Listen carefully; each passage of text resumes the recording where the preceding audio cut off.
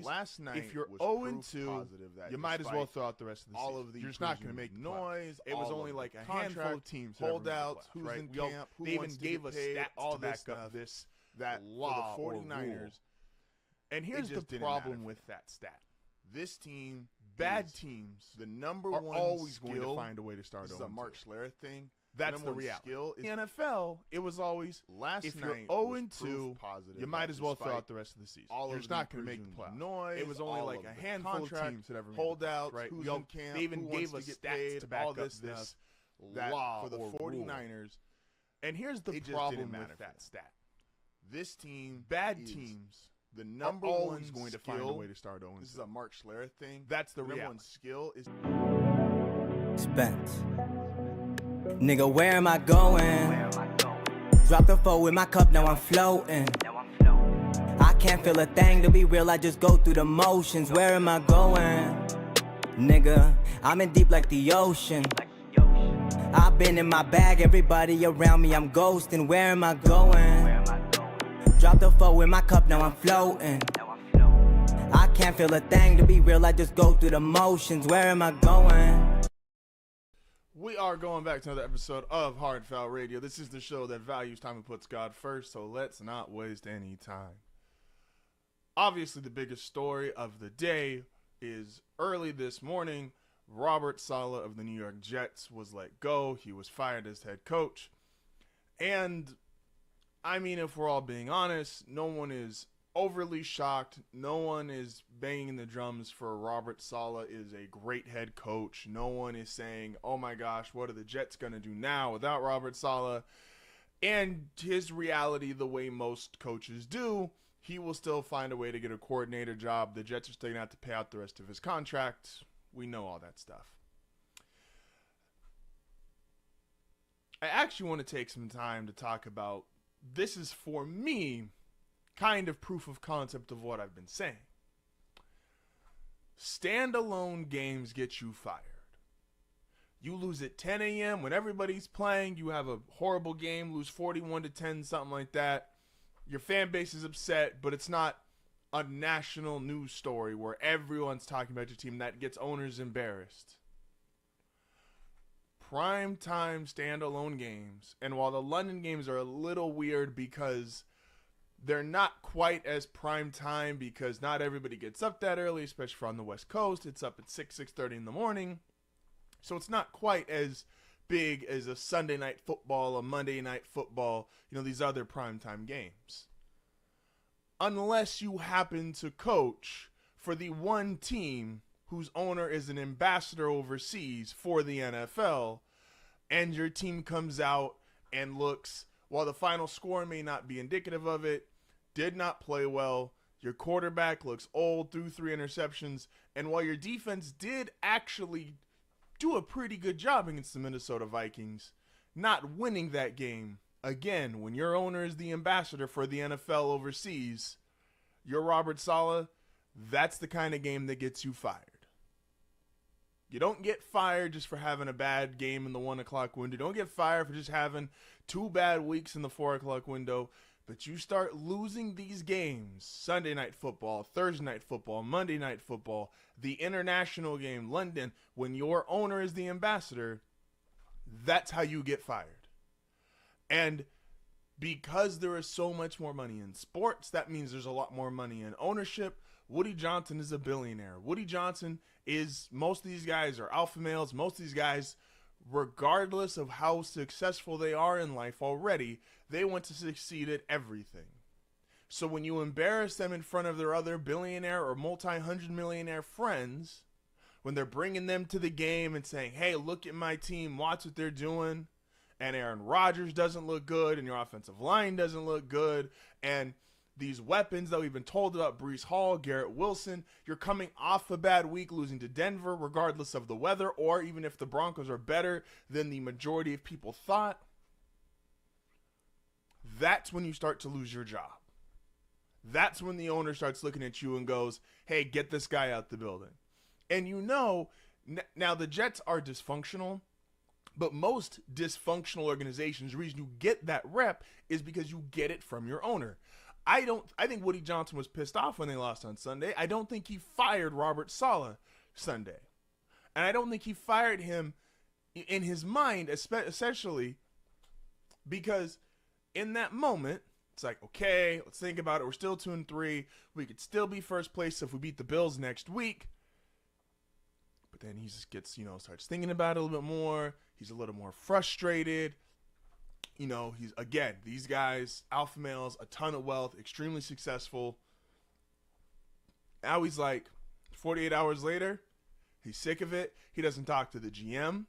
He doesn't talk. I don't believe entirely they didn't talk to Aaron, but I believe they didn't talk to the GM. I believe he didn't talk to the front office. I believe he just went in there as the guy who owns the team and says, Robert Saleh, pack your bags, get up and go. And that's what irrational owners do. And that's usually how you end up in dysfunctional franchises, because your owner is dysfunctional and not really a football guy, even though they own the team. Now, the good news for Robert Saleh, and I think this is going to be the real winner in this, is going to be Robert Saleh, because he's going to get another chance as a defensive coordinator. And the other winner is the Jacksonville Jaguars. I think the Jaguars season, despite winning last week, I think this is going to turn into a season for hell from them.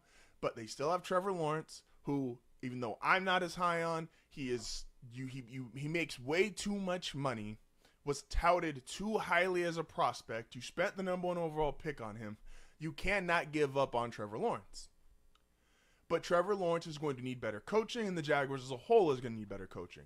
What have we seen this year? Coaching this is probably the most noticeable impact coaching has had on an NFL season, even from a casual fan's perspective. Look at the Minnesota Vikings. Why are they 5-0? Because you have Kevin O'Connell on offense, and you have Brian Flores on defense. The Kansas City Chiefs. Mahomes isn't having a great year. Why are they 5-0? Because you have Andy Reid on offense, and you have Steve Spagnuolo on defense. Who's been probably the biggest surprise, considering where they were supposed to finish to where they are right this second? The Denver Broncos, because you have Sean Payton on offense and Vance Joseph on defense.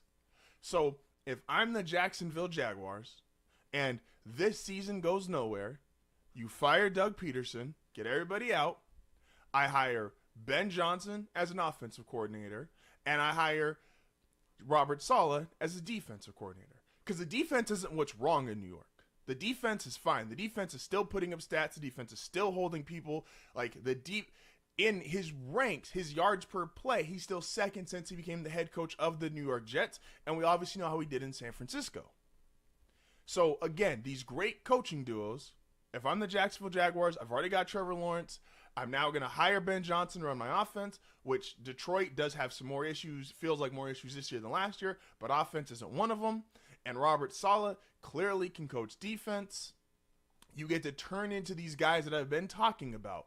The Spagnuolos, the Vance Josephs, the Brian Flores, these guys who are clearly elite coordinators, even though they're not good or nobody wants to hire them and give them another chance as a head coach.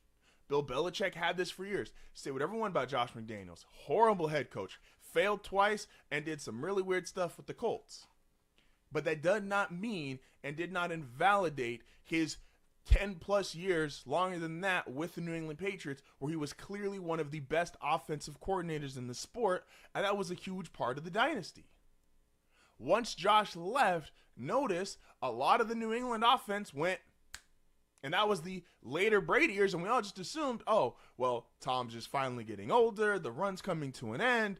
Well, then Tom got to Tampa, and Bruce Arians, an offensive mind, got a couple more receivers, and we saw what happened there. These guys who are clearly above average, super talented, qualified coordinators who just can't make it as a head coach, you get one of those guys on your staff, you can transform that side of the ball. And that to Robert Saleh, that's the next phase of his career. That's the next stage of what he needs to be. So yeah, it's some good and some bad news. Robert Saleh is still going to get another job, is going to be able to redeem himself as far as just a defensive coordinator, which is probably more in line to do, better reserved to do than be the actual head coach of the team. And the Jets move on, and the Jets will jet. And again, I said this yesterday, we are expecting Aaron Rodgers to do something that we've only ever seen Tom Brady, and it's just not realistic. Moving on to the actual football game from yesterday, I've been very critical of the Chiefs from a on-field performance this year. And if you take it for their offense, the last year and a half, they haven't been good. Mahomes is currently leading. He's the MVP betting favorite, and that is totally all based off of accolades and who we assume him to be at some point because he's been this overly great player for so many years, and we just assume, oh, he'll continue to be that. But the reality is he just hasn't performed. This offense has been slower. This offense has been less productive.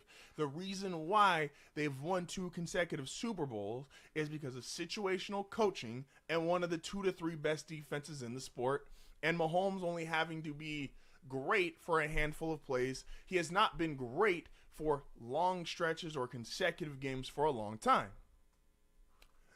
But last night was different.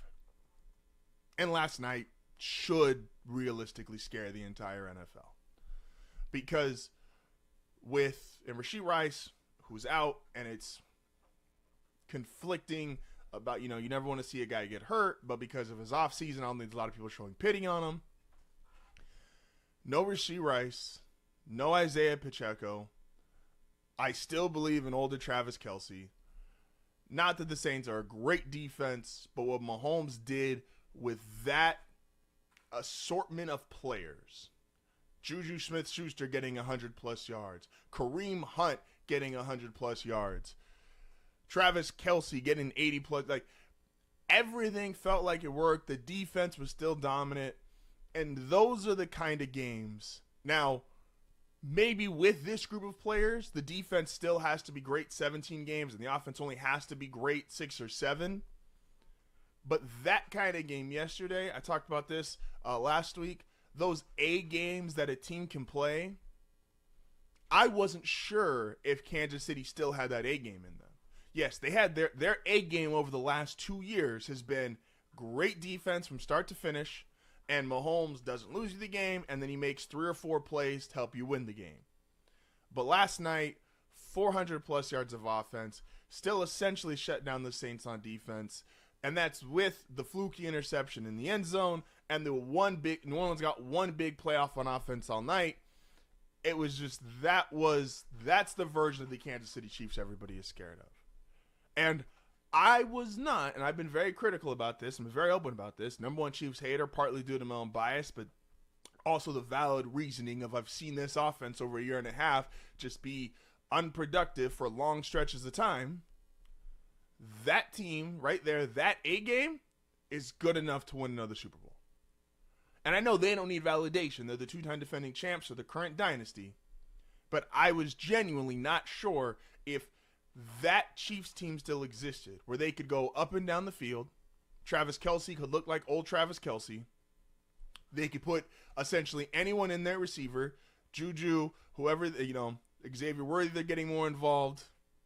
Isaiah Pacheco's out. All right, Kareem Hunt, just come on in. Kareem Hunt's been gone for years. Only had 100-yard game in between when he left Kansas City, went to Cleveland, and immediately comes back, 100-yard game. That A game for the Chiefs, that's scary. That A game for the Chiefs, and I was not sure they still had it. That's terrifying. That team can beat anybody any given Sunday, any given Monday, any given Thursday. That's the scariest team in the NFL. I said last week, I was about a game or two away from taking them off my power rankings as just the presumptive number one spot because I felt like that offense had just gone so long without being great and or dominant that they no longer deserved that benefit of the doubt. They didn't deserve to just, we know Mahomes is going to do this. We know Kelsey's going to do that. They hadn't done it, and it had been for a prolonged period of time. So, that A game yesterday was, if you're a fan of any other NFL team, that's the Chiefs team you're scared of. When we come back, there's some more news. We got more rookie quarterbacks starting, as well as it is Tuesday, so every Tuesday I break down Team Tuesday, and man, do I got a lot to say about the Denver Broncos. This is HardFoul Radio. We'll be back momentarily.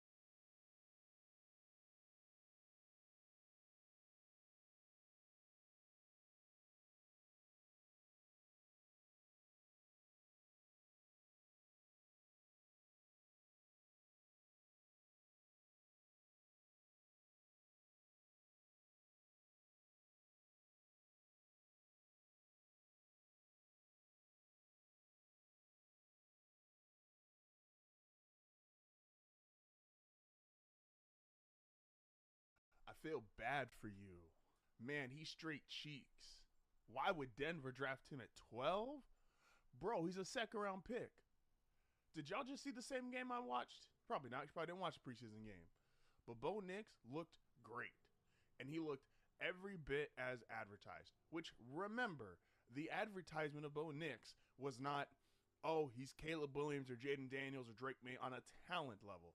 It was good quarterback, understands the system, is very accurate, can be productive, and he has Sean Payton as an offensive coordinator. And he looked every bit the part of it. And don't tell me it's only preseason, because if he was bad, you'd be dragging him for playing bad during the preseason. And remember, very important note, Packers didn't play their starters. Good NFL players against backups, that's what they do. They dominated. And Denver dominated last night. Bo Nix, QB1. And we are back. This is HardFoul Radio. So, it's insane, right? The difference in well-run organizations and how they handle desperate or very much in need situations versus a desperate organization trying to do the same thing.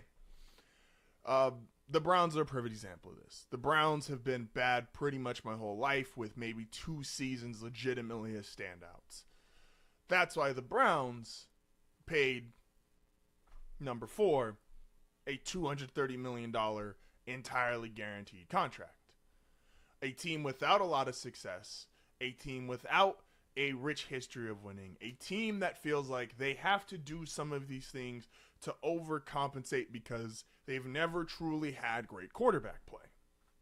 And that's how you get the contract the number 4 signed. I think the Browns have probably been the most dysfunctional team my entire life. Them and the Lions. It's a toss-up.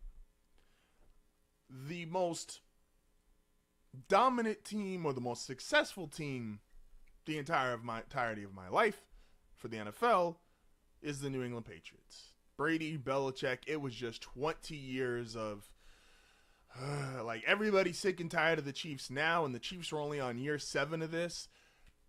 Live through the Brady Belichick years, right? Live through 20 years of them just kicking your favorite team's ass. It's just a different feeling. It was demoralizing. And it was always, and I always say this, it was always annoying because it never felt like they were just better than you.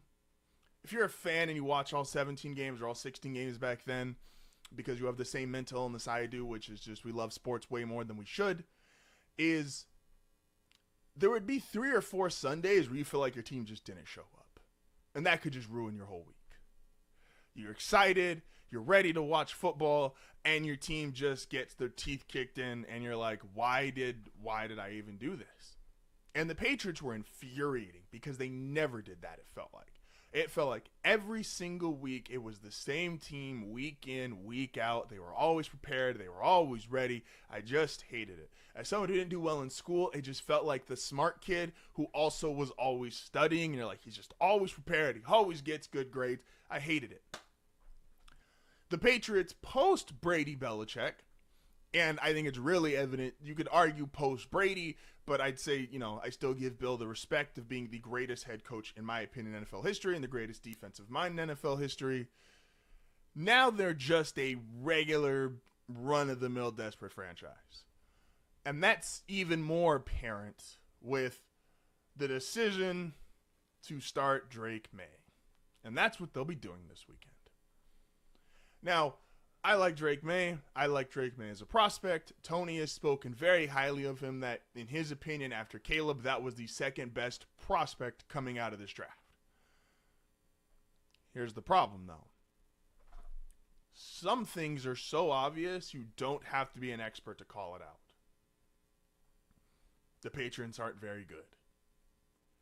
Unanimously almost, fans, experts, analysts, insiders all said, yeah, Drake May should sit the year. Drake May is going to get clocked if he's got to play behind that offensive line. No real weapons at receiver or tight end. A first-year head coach who I liked Drake May as a player. I actually like the hiring of him. I think it works as far as a culture and a system. But the Patriots just don't have enough talent. And if you started realistically anybody, even if they had the number 1 overall pick and they started Caleb would look much different in New England than he currently looks in Chicago, who, even though is having offensive line issues, has receivers at least, has a good tight end, has a good defense. The Patriots them and the Panthers are fighting for the worst team in the league. But right now, the Patriots are making moves that are reflective of a desperate franchise. And again, I think Drake May might be good. I like Drake. Again, liked him as a prospect. Tony really liked him as a prospect. But starting him when you are this talent deficient just screams mistake. This screams decision made by the Cleveland Browns giving Ford $200 million. This screams the Lions doing insert 20-year run of making bad decisions. Again, Drake May might be great, but this is the wrong team to start him on. And again, fans, analysts, insiders, anyone you could talk to who just even is kind of interested in football would have told you, oh yeah, not a good idea to start Drake May right now. Team's not good enough. And you're starting, it's just like, can we use just the optics of it? It's not like you're starting him. If the Patriots played the Panthers, I'd say, okay, that's fine. That's a decent first start. The Panthers aren't very good either. They're the other team again that you're fighting for worst team in the league. You're starting him against the Houston Texans, who are 4-1, and just 2 days ago, we watched knock Josh Allen unconscious. Like, we all saw that. They knocked one of the best quarterbacks in the National Football League just out. They have a good pass rush. They're obviously going to be in a competitive game because they can score with C.J. Stroud. Even if Nico Collins is there, they don't need Nico Collins to beat you. And that's who you decide is his first start? Again, you're just doubling down on the bad here. Not O-line that's not very good. You don't have weapons. And you're starting against one of the best teams in the league who just knocked out one of the best players in the league. Okay. Yeah, why not? Yeah, why not? We're about to bring Will in here. We got to discuss. We're obviously talking about rookie quarterbacks, and so we've been bringing Will in every Tuesday to discuss, obviously, how he feels the Bears and Caleb Williams have been doing. And with that, we are joined by the Father of the Year. Will is in the building. How you doing, man? Sensational, man. A lot better since Sunday. It was a good Sunday over there in Chicago. It was a good Sunday. Oh man, is that? And I feel like this is. We are both fans of some franchises that have struggled with the quarterback position for a minute now, right? Yes. So, was that as a fan one of, if not the best games you've ever seen played by a quarterback in Chicago? Chicago's always had great defenses. Chicago's had its handful of great players, but like Urlacher, Tillman, Devin Hester, but it's like nobody on offense, especially a quarterback. Was that the best performance you've seen in your life as a under 40-year-old Bears fan by a Chicago quarterback? I don't know. I won't say that, like, because I feel like I would really have to sit back and think about it. I mean, and it's like, I don't know if it would, if I was, I mean, you know, of course, Justin Fields had some pretty good games just as far as like, you know, rushing and passing and things like that. Jay Cutler had some pretty good games, passing football for us and things like that. So I would really have to I would have to think about it. I can probably say maybe when did Jay Cutler leave? Like when did he leave? I want to say 2013, 2014, he was out of there by then. Yeah, because in my head I'm thinking like the last 10 years for sure. Mitch Trubisky didn't put on a clinic for y'all? Nah. And I wasn't a Mitch hater. Like realistically, it was like I was supporting whoever was playing quarterback for some reason. Shout out to Mitch. Yeah, shout out to Mitch. But yeah, no, I think he's easily probably the most talented passer we've had. No, it's like, just watching some of the passes, like even like, I mean, you know, he he's had like some overthrows and of course things like that. But I think sometimes when you watch some of these like some of the incompletions that he has, a lot of times is like they're hitting the receivers in the hand. Mm-hmm. So now, the one throw he had to DJ Moore, the touchdown, some guys just have it, and this is in all sports. You can just tell, like, when a guy does stuff, it's like, okay, that is, you can't teach that. Yeah, like it looks like he just flicked it, like no pressure. It went 40 yards on a dime to DJ Moore, and I'm like, okay, yeah, I get it. Like, no, it's like when you watch some of his passes, like it's almost like the ball is just floating. Like, yeah, no, because I think we talked about it last week when we were talking about that pass to Cole Kmet across the middle with the linebacker. It was like it just floated right over the defender. Yeah, he got the arm talent for sure. And I think like even from what we seen last week it was like, all right, he didn't have a lot of yards, but he had, his percentages were good. Like, as far as like he didn't have a whole lot of incompletions, no mistakes and things like that. But then, even when you talk about like this week and like just seeing it, like I think his quarterback rating has went up week over week. Yeah.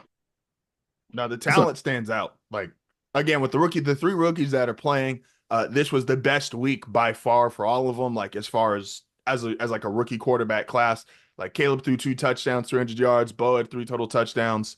I'm gonna get that money from Tony. Tony's sitting there. Tony's talking jokes, talking about he ain't gonna like. We only had touchdown and like 20 yards a game off those averages that I said. And it's funny though, because it's like what is this, week 5? We 5 weeks in.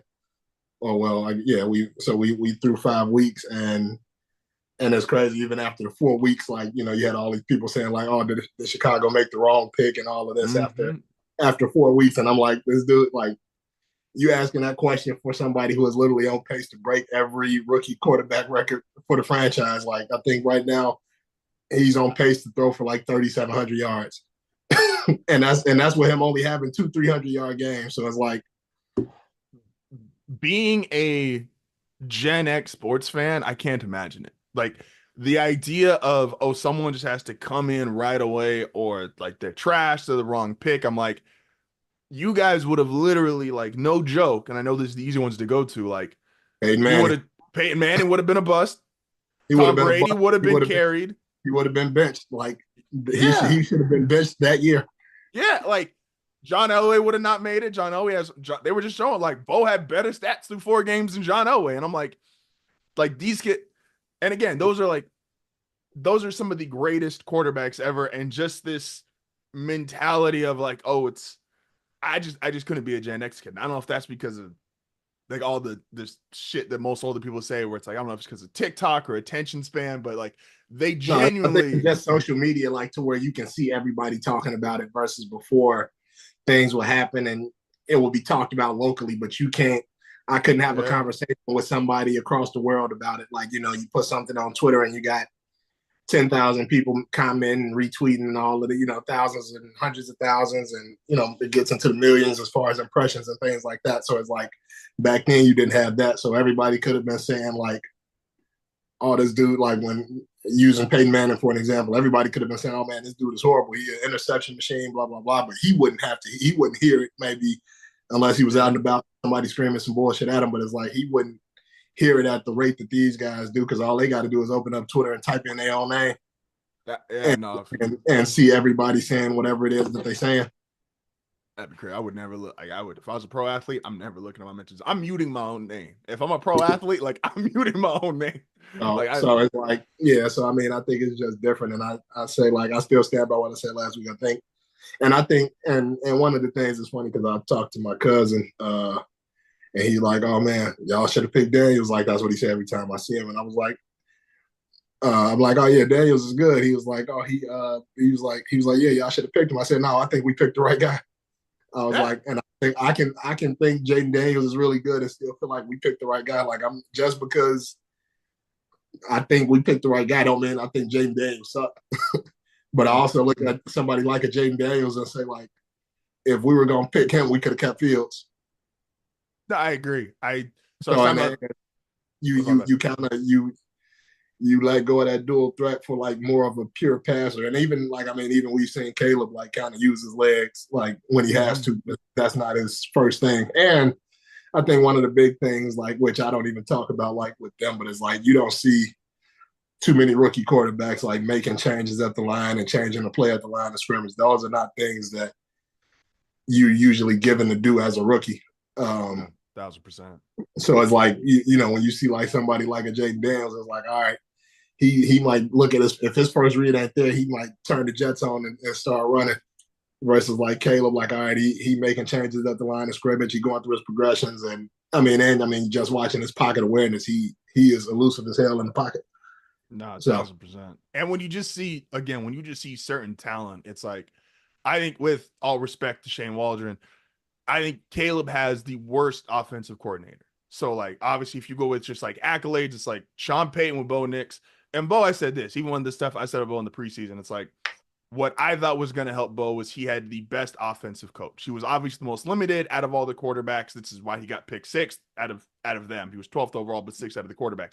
Because people knew it's like he didn't have an arm like Jaden or Caleb. He wasn't as athletic as them. Like there were clear physical limitation things he can do. And he's accurate, but he doesn't make those kind of throws. Yeah. Again, the throw to the back of the end zone to Josh Reynolds, it was great. It was accurate. But it's a difference when Caleb just flips it and it goes 50 yards. Jaden Daniels had one over the weekend where he threw it to Terry McLaurin, where he's just on the run, launches it, and it's like, all right, yeah, Bo can't do that. And that's cool.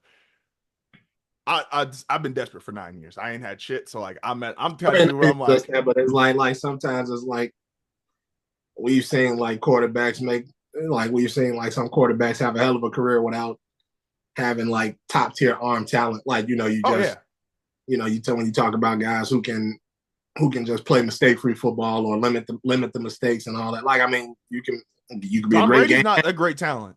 Yeah, you could be a great, like the greatest game manager of all time in Tom Brady. Yeah, like Tom can't do the throws guys can make.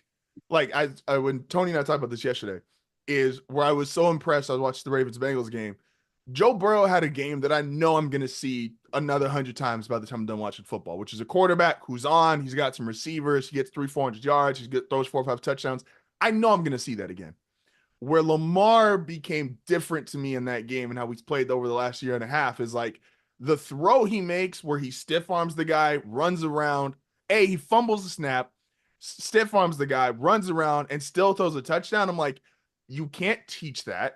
That is a God-given ability thing where I'm like, yeah, if I got to sit there and split hairs between the top 5 quarterbacks, I'm putting Lamar over Joe because Joe can't do that. And Joe is accurate as hell. Joe's a great quarterback. The Bengals scoring 30 points a game and still losing. But I'm like, those things that you can't teach, those are when you get into those classifications of like generational and all-time and stuff like that. Like you just can't, we're going to talk basketball. It's like, there's a reason why, with all respect to everybody, and everybody tries, like, it's like if you're not built like Mike was 6'6", jumping 45 inches, which was abnormal. LeBron is 6'9", 260, jumping 40 inches is abnormal. There's a reason why they in the argument for the greatest player of all time. Like they can just do shit that you can't do no matter how hard. Go shoot your 1,000 jumpers in the corner. That's cool.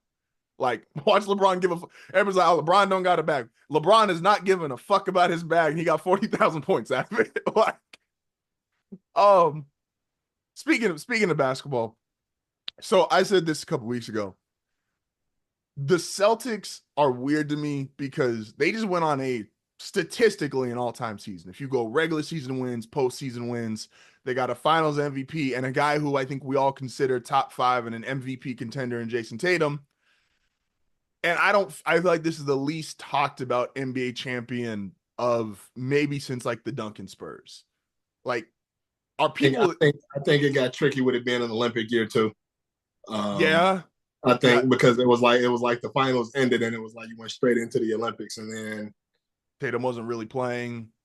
He wasn't really playing, and then you're talking about early into the Olympics. I think we had the close game with South Sudan, and it was a lot of up and down about like whether they actually thought we would have won gold, and then Steph Curry started doing what he does in the last 2 games. So I think it was like a lot that kind of overshadowed it. Do you think teams are scared of the Celtics though? Again, like 60 plus wins, basically run through the East, convincingly win the finals, and I don't feel like I don't think teams are scared of the Celtics. I also don't think there's many teams that could beat them either. Though. Like, I mean, it's like you ain't got to be just because you're not scared. Don't mean I ain't gonna whoop your ass.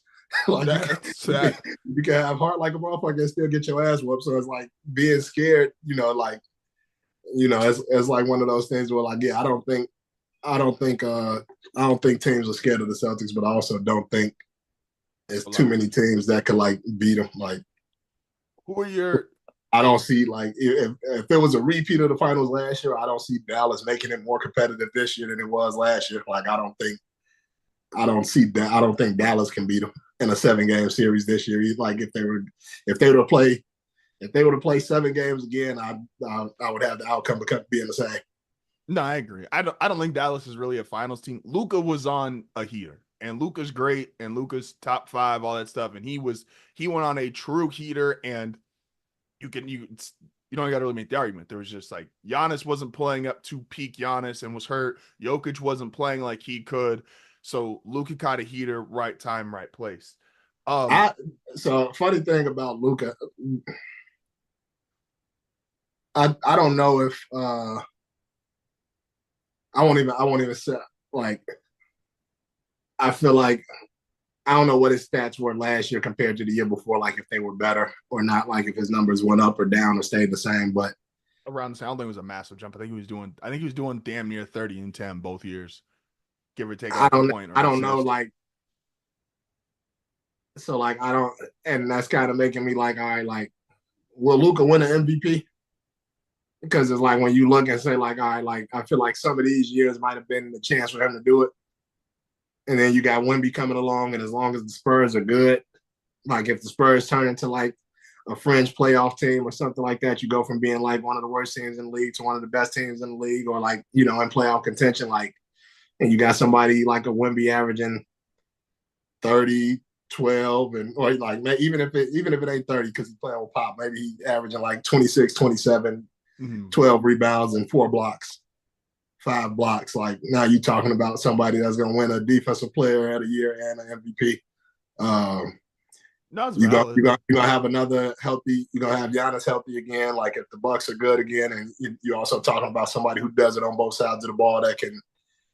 He may not get it. His assists may not be up there with Luka, but you're talking about somebody who can give you 30 and 10, 30 and 12, and also make an impact on the defensive side of the ball.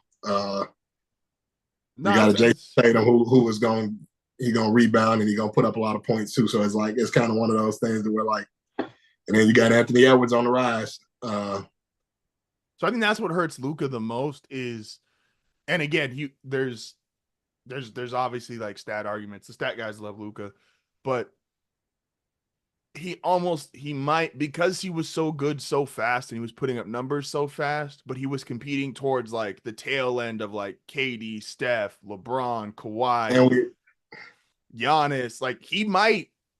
So I've never thought about that because I think there's 3 guys that are going to screw it up from potentially winning an MVP. I think for the people that are like, oh, well, he starts as the front runner because this went to the finals. Fine. If you've ever watched Luka Doncic regular season, he's not going to go. Like he puts up points, but they are not like, he doesn't have like the moments, if that makes sense. Like Russ, when he was doing it, like there was memorable games when Russ got like when he was first averaging triple double. There was the game winner against Denver. There was like the game against the Lakers where it was like early on in the season he grabbed like 20 rebounds and it was like, what the fuck? But Ant's coming up, Wemby's coming up. Not quite the same height, and this is some bias, but I'm like, if depending on what direction Zion goes, like these are the guys, and Cooper Flag coming out. You have a handful of guys who over these next 5 to 10 years are going to be fighting you for that MVP space. Along you still have Tatum. And I think it's going to be too many guys in Luka's conference who are going to be top guys in that conversation, and teams may be better. So like, like you got Anthony Edwards, where I'm not sure that the Mavericks will finish with a better record than the Timberwolves, or like you got the Nuggets. I'm not sure that the Mavericks will finish with a better record than the Nuggets. Like, so it's like you got some of those teams over there where it's like, all right, we're not even sure where y'all gonna fall. Or Wemby, like, yeah, you may finish with a better record than the Spurs, but Wemby's stats are probably going to be better than yours, like, because, maybe overall, if you're looking at both sides of the ball. Yeah, man, that's an interesting conversation. I want to get to this again later at the show as well. Get my mind thinking about, will Luka, I'll post this on TikTok. I'll let you guys decide this. Is Luka going to end up being one of those guys, even though his stats are great and his numbers are great and he just made the NBA Finals, is he going to be a guy that, A, ever wins an MVP, and B, is he a guy that's ever going to be considered the best player in the sport? But no, I appreciate Will for joining on, as always. When we come back, though it is Tuesday, so it is Team Tuesday. I mean, we're going to be discussing the Denver Broncos and their current 3-game win streak. So if y'all thought I wasn't obnoxious,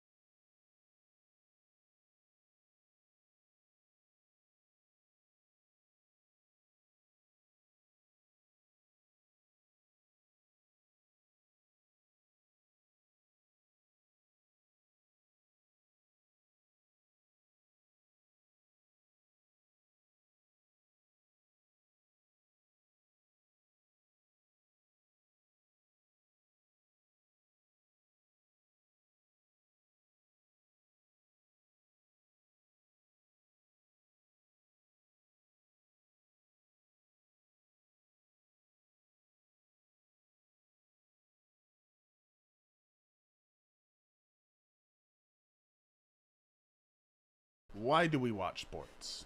I love sports. I could watch football from the morning to nighttime. I could watch Christmas Day basketball morning to nighttime. I can watch a baseball marathon back to back. Do people watch sports just to go on Twitter and troll people, dare them to have a bad game? I hate ring culture. Yes, we acknowledge Michael Jordan 6 rings. We acknowledge Tom Brady 7 rings. Out of everybody last year, the only one allowed to be happy is the Texas Rangers. Also a Broncos fan. Maybe that's my disconnect. I still watch sports because I love watching sports. I might have to change that little Bronco promo with the please send prayers, because, man, look, it's I'm about 2 weeks from getting obnoxious. But before we get to Team Tuesday, so I'm ending a little bit early today, and that's because I'm going to go watch the Padres-Dodger game, and I'm excited about that. I think, so all these guys are rich as fuck, right? These guys are multi-million-dollar contracts, several $100 million contracts, especially in baseball where there's no salary cap, and you get teams like, historically, the Dodgers, the Red Sox, the Yankees, and the last 5 to 6 years, the Padres, where they could just spend. These are guys making, they have $50 million, $100 million, $200 million contracts. Ohtani's got a $700 million contract. So I think it's fair to sometimes question the authenticity of how emotionally involved, or do they really dislike teams? But I always love, just even if you're lying to me for the sake of sports, make me feel like it. Lie to me. Make me feel like, as a player on a team that I root for, you dislike the division rivals as much as I do.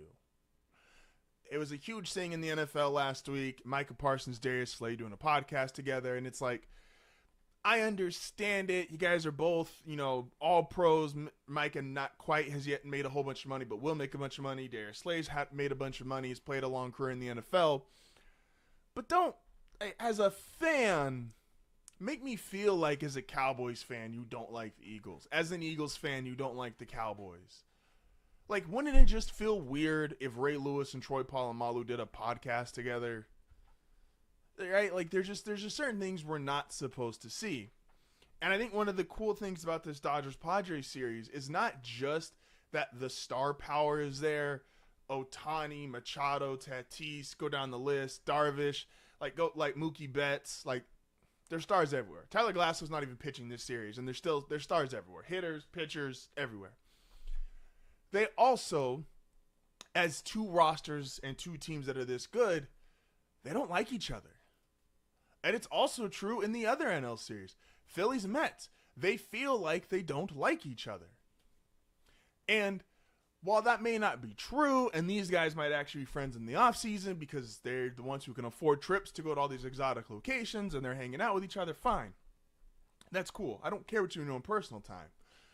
But while you're playing, make me feel like you dislike the rival team as much as I do. Because I'm a fan. I'm irrational.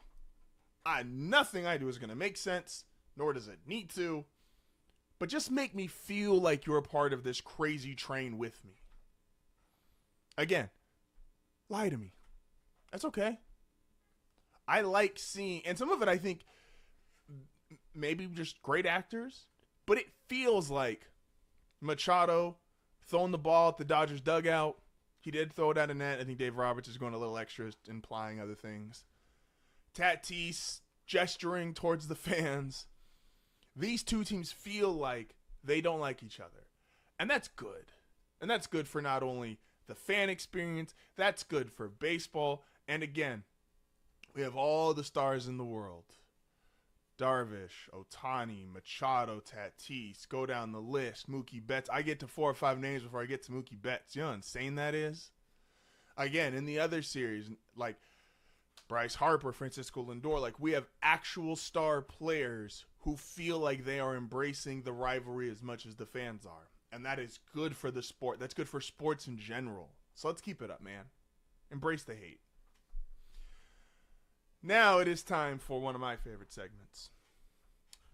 This is the segment that is 1000% for me, created by me, and for me to enjoy. And if you are also a fan of the teams that I root for, you'll also probably enjoy this. If you're not, well, I expect this to be probably our worst viewed segment on YouTube podcast. If you want to ignore this part, that's fine. Go ahead. I don't blame you. Just keep on going. But it is Team Tuesday, so it is time to talk about the now 3-game win streak.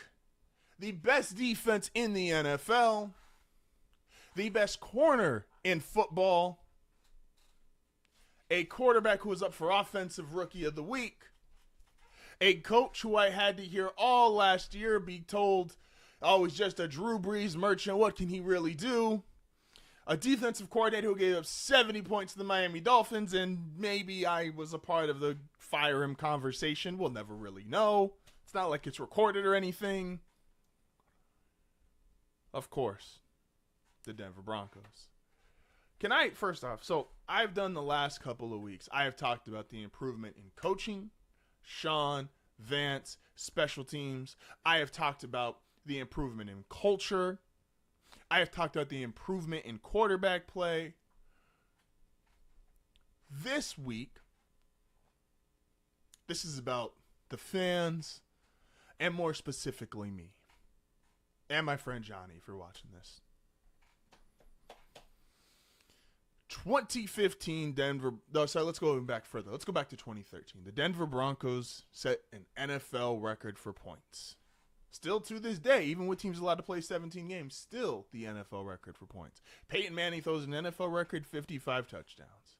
Demaryius Thomas, Wes Welker, Julius Thomas, Eric Decker. Great offense. No Sean Marino. It was wonderful. Rest in peace to DT. Bronco legend. 2015. The Denver Broncos win the Super Bowl. No fly zone. Von Miller, Aqib Talib, DeMarcus Ware, Chris Harris. Fantastic team. Great team. I'm at the top of the world. 2016. Not so great. Peyton Manning retires. Trevor Siemian plays okay, but not great.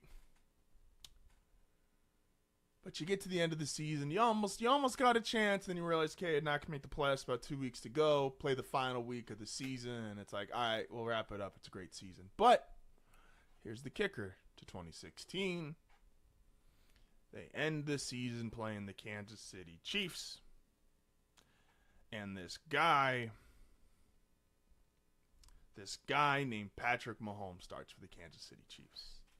This is when it all went wrong. You don't think much of it at the moment. But since that moment, the Kansas City Chiefs have a quarterback who's a 2-time MVP, has won 3 Super Bowls, and Denver has put me through 9 seasons of grueling hell. 8, but, sounds cooler. 9's a cooler number. Like I said last segment, it's okay to lie to me. I have seen Trevor Siemian, Paxton Lynch, Brock Osweiler after he gets paid, Brock Osweiler come back. I've seen Joe Flacco, who's apparently great for everybody post-Baltimore except the Denver Broncos. Case Keenum, who can work the Minnesota Miracle and then goes to Denver and just can't throw correctly to save his life. I've seen them pass on Josh Allen. I've seen Von Miller get traded. I've seen the no-fly zone get torn apart. I had to see Demaryius Thomas get traded. And I know, this is my fault. I deliberately accept the punishment that comes with the stupidity of being a diehard fan for so long. But in that process, between the many Sundays that were ruined by an offense that couldn't score 20 points consistently, and the many Sundays which then ruined the entirety of my week because Denver was 0-3, 1-5, pick a horrible record. They had it. We finally got to a bright side. Now, we had to go through a lot of coaches. I've seen Vance Joseph, the head coach. Not so great. I've seen Nathaniel Hackett. Do I need to say anything else? I've seen John Elway be the hero and John Elway be the GM who doesn't know what he's doing. Again, multiple quarterbacks, multiple coaches. Seen it all. And it was all bad. That was the end result. It was just all bad. But that's what really makes this kind of thing so cool.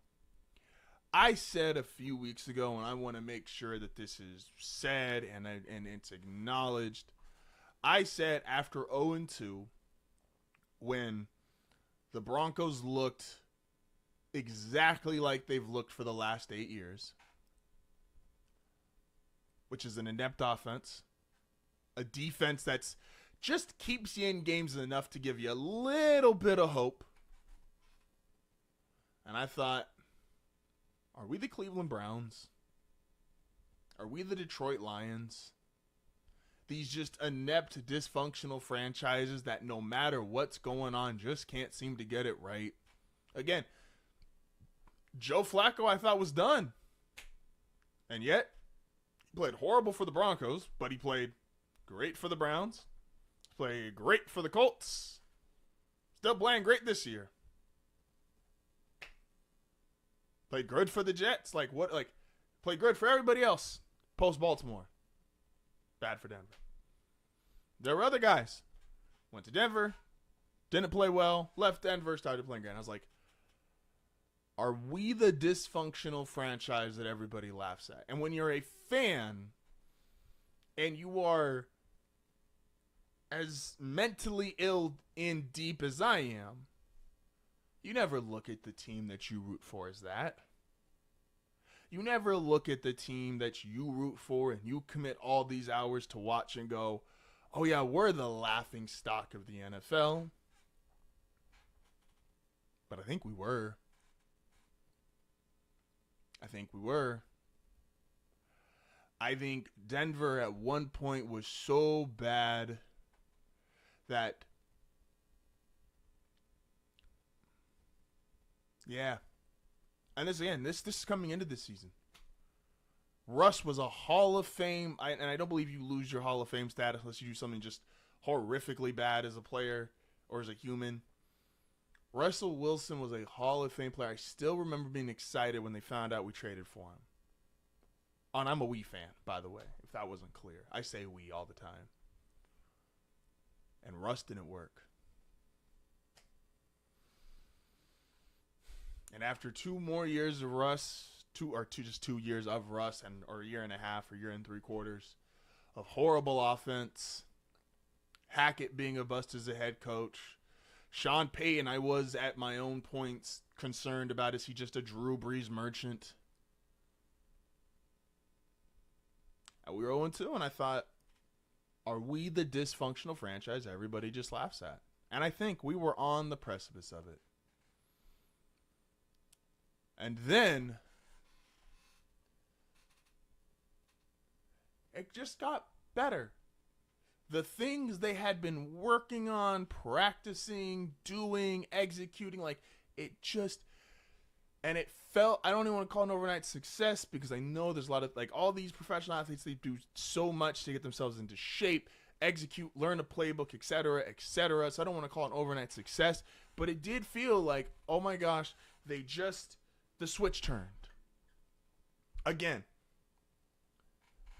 Denver loses the game in New York. Rain, Aaron Rodgers, can't get the offense going. I've seen them lose that game every single time it's happened over the last almost 10 years. This game last week against the Raiders, I was sick Sunday.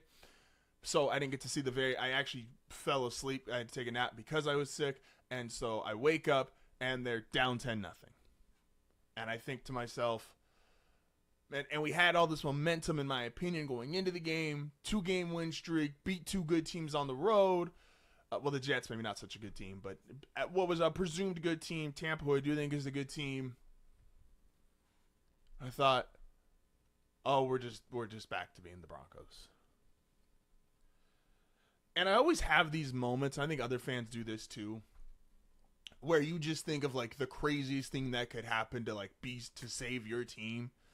And we all think it, but it almost never happens. So the Raiders are driving.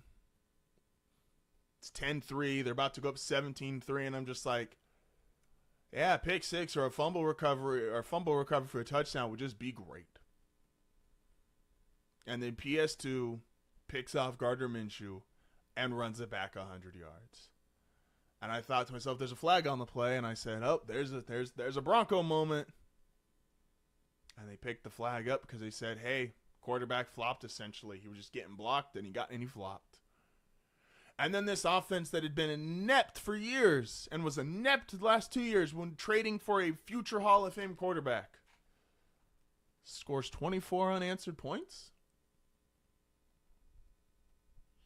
When that transition happens, and this happened for the Lions, and the Lions and Browns had longer stretches of ineptitude,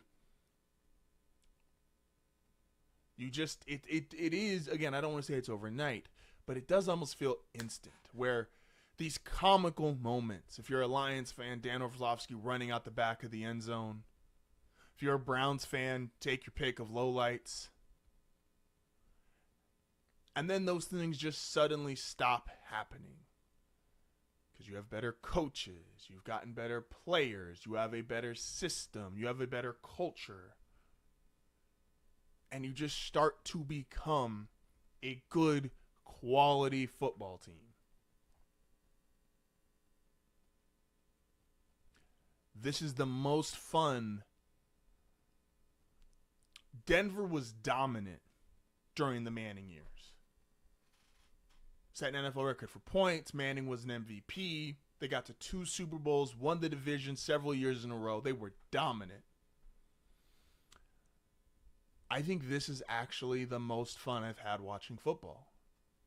Seeing them come from the dysfunctional, poorly run, everything that could go wrong does go wrong franchise to competent, clear, concise. There's a vision. There's a way they want to play. This is some of the most fun I've ever had watching football. And I've seen them win a Super Bowl. It's the sports, and I joke, but I'm still serious. It is genuinely a mental illness to love this, to love sports as much as I think I do and other people do. But man, is that feeling just the best. When your team starts being good. I got a lot of great moments in my life. Don't tell my wife, but this is on the high end of them. The Denver Broncos are a good football team. Not just good. Well, you'll see that tomorrow when we do our power rankings. And I predict, and predicted already, they're going to win the next 3. Chargers, who are banged up. And then they have the Panthers and Saints, and the Saints might be without Derek Carr. I'm about 2 weeks away for some really ignorant takes on the Denver Broncos. When we come back, I'm going to ask you guys a question. This is HardFoul Radio.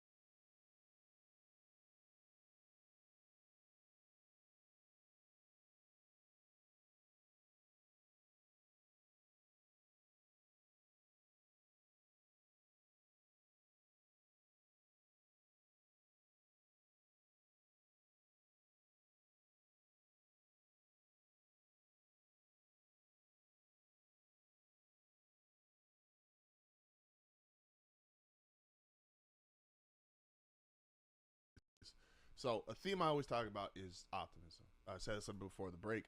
When you're a sports team giving optimism, giving hope to your fan base, it's hard to say it's an obligation because it's a business, but it's what I would prefer. You know, I always say you could be bad and exciting, but don't be bad and boring. Like Williams, he only played the one series, put up the 70 yards, but he looked as advertised. Jaden Daniels, same thing. If you're Washington, and Washington we've talked about, total reboot. New owner, new coach, new executives, everything's brand new. They just took everything out and said, hey, look, this is who we are going forward. Jaden Daniels, he has the big throw down the sideline, which supposedly the story is he was able to audible out of. He had the touchdown run. He looked as advertised. Drake May probably had the least optimistic part. Not a lot of throws, not any of the huge wow. Still, he didn't look bad. Penix looked solid. He looked like he was in control. Guy, J.J. McCarthy, same thing here. 2 touchdowns. He probably looked. Listen, my guy, Bo Nix, I got $40 on him for this year. 15 to 21. Like, again, he looked like a guy they consider. That was interesting. I think I had a little bit of lag there. You know something I hate, and I think this is what makes probably like I understand it is a really hard thing to do in like television and some of these really big market programs, ESPN, FS1. But I hate when they just reuse topics. Like when shows start to get over an hour long, a lot of times what you'll see is a show start off with a topic, and then when they start of the next hour, they'll reuse the same topic. And I don't know, I've never liked that. I get it from a TV product. I understand, like, even now, like, I run my little fake commercials and stuff like that. But I never want to turn to the show if eventually, when I have more time or we're bigger and there's more money behind it, I want to turn HardFoul into a 2-hour-a-day show. I just genuinely think there's enough to talk about and be interesting, and I can get more totality of sports. I can get in some baseball talk. I can get in football talk. I can get in basketball. I don't have the schedule currently to do 2 hours, but that's my ultimate goal. But even if I get there, and even getting around an hour and a half, I never want to reuse topics. So just, again, something just kind of throwing that out there in the world. Reusing topics is, I think, really lame when it comes to a sports show. Again, I understand it. I'm not going to shit on companies and people that do it, but it's not my personal thing. I did want to rehash this really quick before we get out of here. Again, I'm going to go see Padres, Dodgers at a friend's. Will brought this up when we were talking about Luka earlier, and I do think this is interesting. We all know, and we've all had the conversation about why does Shaq only have one MVP? Why does Kobe only have one MVP? But those are basically established on the basis of we all know, if you've been alive long enough, there was a period in time Shaq was the best player in the NBA. And the same with Kobe, where these guys were individually the best player in the sport, and them only having one MVP feels weird. Durant only has one MVP, but it doesn't feel as weird because Durant, was there ever a time he was the best player in the sport? Was there ever a time unanimously we considered it? Giannis has been unanimously considered the best player in the sport. Jokic has been unanimously considered the best player in the sport. And not to Durant's own fault, he played side by side with LeBron James. It's very hard to be considered the best in the world when maybe the best ever is currently playing alongside you. But then it made me think about with Luka, is Luka ever going to get to that point where we unanimously consider him the best in the world? He came out the gate, he was great, dropping 25 plus at a very young, I think he was doing 25 at 20. Like, he was just great immediately. And Will and I have been probably on the more critical side of Luka, where we say, you know, yeah, he's great. Yeah, he put some numbers, but is this already the finished product? Is this already as good as he's ever going to be? And that's a valid question, and that's a valid thought process, in my opinion. And because he doesn't have an MVP yet, and guys like Ant Edwards and Victor Wembanyama and in my opinion, even Zion. Like, these guys are all going to be fighting him for these MVPs because he's had to contend with the latter end of LeBron, KD, Kawhi, Steph, and even prime Jokic, prime Giannis, and now he's got these other guys who are coming up. Is Luka going to end up with, like, the most points ever, most assists ever, most rebounds ever without an MVP? Is that going to be his role? I thought it was interesting. With that being said, though, I appreciate everybody that came and stopped by. Thank you so much. With that being